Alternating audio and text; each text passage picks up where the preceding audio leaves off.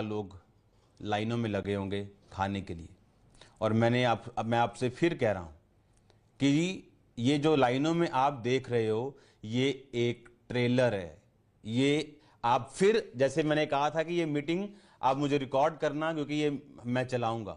मैं आज फिर आपको ये कह रहा हूं कि मेरी आज की बात रिकॉर्ड करना, मैं इसको चलाऊंगा। आने वाले समय में आपको इतना तैयार रहना पड़ेगा, क्योंकि ये लास्ट वायरस नहीं है। इसके बाद भी चीजें आएंगी और वो इतनी भयानक होंगी कि सरकार को सोशल मीडिया बंद करना पड़ेगा, क्योंकि सोशल मीडिया पे उनकी बीमारी की इतनी भयानक पिक्चरें होंगी कि लोगों को अटैक होने शुरू हो जाएंगे, पैनिक, घबरा जाएंगे लोग, और सरकार को सोशल मीडिया बंद करना पड़ेगा। पर बाइबल कहती तुम्हारा मन व्याकुल ना हो। क्यों? क्योंकि शैतान का मसीही लोगों के ऊपर, खुदावंद के लोगों के ऊपर कोई भी अधिकार नहीं। परमेश्वर, बाइबल कहती है, अपने लोगों से आने वाले समय की बातें करता आया। परमेश्वर ने कहा, अब्राहम में से मैं कुछ छुपा के रखूं जो मैं करने वाला हूं। अब्राहम जो मेरा दोस्त है, बाइबल कहती वो अपने दासों पर अपना मर्म प्रकट किए बिना कुछ भी नहीं करेगा। परमेश्वर, जो मैं आपसे कह रहा हूं कि ये सिर्फ एक ट्रेलर है। आने वाले दिनों में लोग बेसिक्स के लिए लड़ेंगे, खाने के लिए लड़ाई होगी, राशन मिलना बहुत बड़ी प्रॉब्लम होगी, लेकिन ये अंतिम दिन होंगे जब कलीसिया उठा ली जाएगी और उसके बाद का ये सीन होगा। और परमेश्वर आपको दिखा रहा है कि आपको तैयार रहना है। आपको एक दिन आएगा जब यीशु मसीह हमें रैप्चर हो जाएगा और कलीसिया एकदम से, क्रिश्चियन लोग गायब हो जाएंगे और स्वर्ग की ओर चले जाएंगे।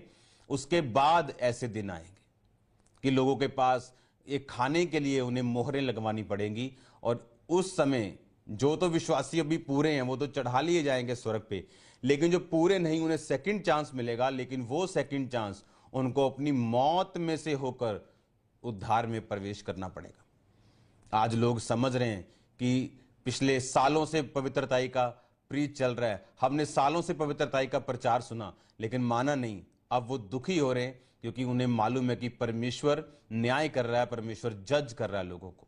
और ये सिर्फ कलीसिया के लिए एक ट्रेलर है। परमेश्वर दिखा रहा है कि अंत के दिन, बाइबल कहती, इतने भयानक होंगे कि जो सृष्टि के पैदा होने से अब तक लोगों ने कभी नहीं देखे। मैं आपको फिर कह रहा हूं, मैंने एक वर्ड इस वीडियो में बोला था कि आपको तैयार रहना पड़ेगा, आपको हथियार रखने पड़ेंगे, क्योंकि ऐसे बुरे दिन देशों पर आने वाले जो उन्होंने कभी नहीं देखे। और मैं आपको हथियारों के बारे में जनवरी से बता रहा था, क्योंकि बाइबल कहती परमेश्वर के सारे हथियार बांध लो ताकि तुम बुरे दिनों का सामना कर सको। आपको यह बात समझने की क्यों मैं आपको यह बता रहा था कि परमेश्वर ने कहा इसका मतलब बुरा दिन आएगा। परमेश्वर ने कहा मेरे सारे हथियार बांध लो, यिर्मयाह 6:10 में, क्योंकि ताकि तुम बुरे दिनों का सामना कर सको और सब कुछ पूरा करके स्थिर रह सको। याद रखो, आज परीक्षाओं के दिन हो सकते हैं, लेकिन मसीही लोगों को इस परीक्षा में घबराना नहीं, क्योंकि मेरा परमेश्वर आपके साथ खड़ा रहेगा। डिवाइन हेल्पर्स आपके साथ खड़े रहेंगे। परमेश्वर आपके इंतजामों को पूरा करेगा। वो आपको इस परीक्षा में जब परख के साथ देख लेगा, इस परीक्षा के निकल जाने के बाद आप आशीषित, आप शांति से भरे हुए अपने आप को पाएंगे।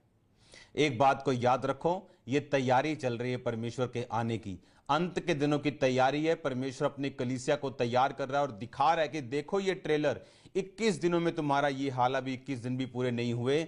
सोचो अगर ये सदा की चीज हो जाए, कलीसिया के जी उठने के बाद, जब कलीसिया रैप्चर में चली जाएगी और स्वर्ग में चली जाएगी और उसके बाद शैतान का नीचे उसको पावर दी जाएगी, सोचो उन दिनों में क्या हाल होगा। जो लोग जिन्होंने तौबा नहीं की होगी और परमेश्वर के साथ वो जीवित नहीं उठाए जाएंगे। सोचो जो लोग रह जाएंगे उनको फिर मालूम होगा कि हमें तौबा करनी है, लेकिन बाइबल कहती है उस तौबा के लिए उन्हें बड़े बड़े मूल्य अदा करने पड़ेंगे, अपनी जान की कीमत तक देनी पड़ेगी। और जो लोग हार जाएंगे, शैतान के सामने घुटना टेक देंगे और दुष्ट के सामने झुक जाएंगे, उन्हीं को खाना मिलेगा। यह टाइम कलीसिया के तैयार रहने का, मैं फिर कह रहा हूं, यह टाइम यीशु मसीह के आने का है, कलीसिया के तैयार रहने का। और मैं कह रहा हूं फिर आपसे कि आपको जो, अगर आप तैयार हो तो आप किसी वायरस से डरोगे नहीं, क्योंकि यह आपको नरक में नहीं भेज सकता। और बाइबल कहती अपनी समझ का सहारा ना लेना, वरन संपूर्ण मन से यहोवा पर भरोसा रखना, उसी को स्मरण करके सब काम करना, वो तेरे लिए सीधा मार्ग निकालेगा। अपनी दृष्टि में बुद्धिमान ना होना, यहोवा का भय मानना, बुराई से अलग रहना, इस कारण तेरा तेरा शरीर भला चंगा और तेरी हड्डियां पुष्ट रहेंगी। अपनी दृष्टि में बुद्धिमान मत होना, यहोवा का डर रखना, बुराई से अलग रहना, तेरा शरीर भला चंगा और तेरी हड्डियां पुष्ट रहेंगी। यह वचन आपके लिए हथियार है, यह वचन आपके लिए दवाई है, यह वचन आपको सुरक्षित रखेगा यीशु मसीह के नाम में। वो आपको शर्मिंदा नहीं होने देगा, आपके बच्चों को शर्मिंदा नहीं होने देगा, वो आपकी सुरक्षा रखेगा अगर आप इस वचनों का अंगीकार करेंगे। याद रखो, मैंने आपको बताया था कि सुबह उठ के अंगीकार करना, क्योंकि अंगीकार करने का टाइम आ चुका है। बाइबल कहती है दाऊद अंगीकार करता था कि मैं नहीं डरूंगा। इसका मतलब यह नहीं था कि वो डर नहीं रहा था, वो डर रहा था, डर उसके दिल में था, मौत का डर उसके दिल में था जब शाऊल उसका पीछा करता था। लेकिन बाइबल कहती है अपने मुंह से वो यही बोलता था, मैं नहीं डरूंगा, क्योंकि यहोवा मेरी शरण स्थान है, मेरे छुपने का, मेरे लुकने का स्थान है, वो मेरी ढाल है, वो मेरी चट्टान है। इस तरह की बातें दाऊद अपने मुंह से बोलता था। और बाइबल कहती मुंह से निकला हुआ वचन, घोषित किया गया वचन, डिक्लेयर्ड वर्ड ऑफ गॉड जो है वो खाली कभी वापस नहीं आता, लेकिन वो वही घोषित कर सकते जिनका परमेश्वर के साथ संबंध अच्छा है।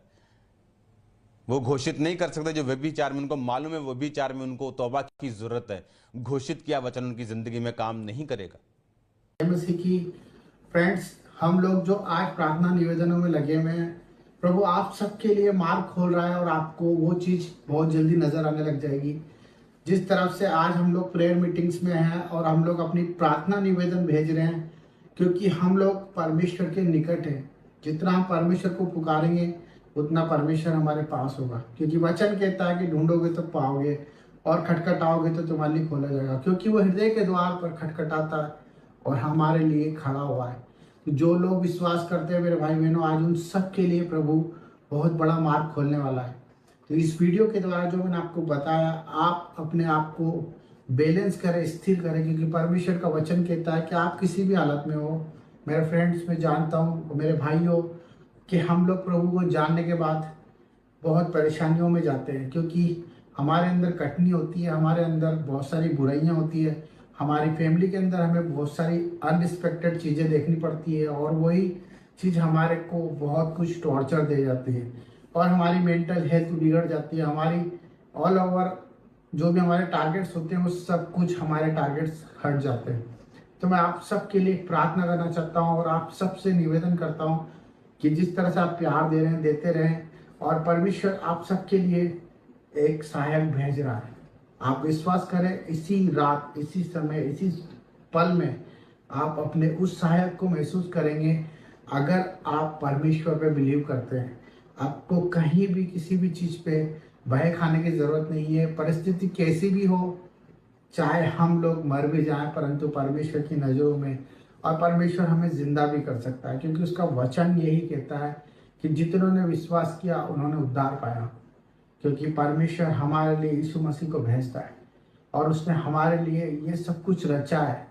उसने एक रिश्ता हमसे कायम करा है कि हम इस समय में वचन को अपनी तलवार बनाए। वचन हमारी जिंदगी को बचा सकता है। आज आप बीमारियों में हैं, आज आप परेशानियों में हैं, और आज आप कर्ज में हैं, रोग में हैं, कर्जों में हैं, परेशानियों में हैं। ये सब चीज़ों का कारण हमारे हालात हैं जो कि हमसे दूर है। हमारे हालात, हम जो चाहते हैं वो मार्ग पर नहीं चल पाते, क्योंकि परमेश्वर जब तक आपसे दूर रहेगा, आप उसे पुकारें, आप बहुत सारी चीज़ों में उलझ जाएंगे। आपका काम सिर्फ उसे पुकारना है, प्रार्थना करते रहे, नित्य प्रार्थना करते रहे, प्रतिदिन सुबह शाम दिन रात मन से प्रभु को याद करते रहे, वचन के अनुसार जीवन जिए और परमेश्वर के न्याय का वक्त करें, इंतजार करें, उस वक्त का इंतजार करें जो उसने हमारे लिए निर्धारित किया है। क्योंकि वचन यही कहता है कि जो स्थिर रहेगा वो परमेश्वर का कहलाएगा, और जो अंत तक धीरज रहेगा वो परमेश्वर के मुकुट को अपने जीवन में धार पाएगा। तो मेरे भाई बहनों, हम आप सबके लिए प्रार्थना करते हैं और परमेश्वर आप सबको शांति दे। तो सबको जय मसीह की। God bless you.